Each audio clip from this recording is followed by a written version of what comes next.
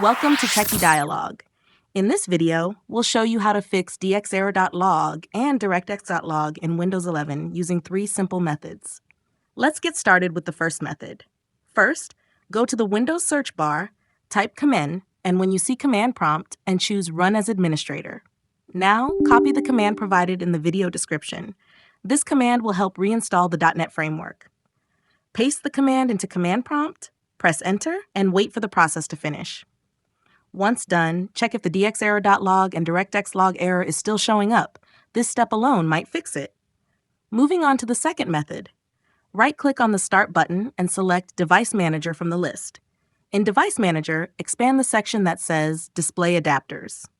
Now, right-click your display adapter and click Update Driver. Choose Search Automatically for Drivers. Windows will then look for the latest drivers for your GPU. After that, restart your PC and check if the error is gone. Now let's try the third method, which involves reinstalling the Microsoft Visual C+ redistributables. Press the Windows and R keys together. This opens the Run dialog box. Type a ppwiz.cpl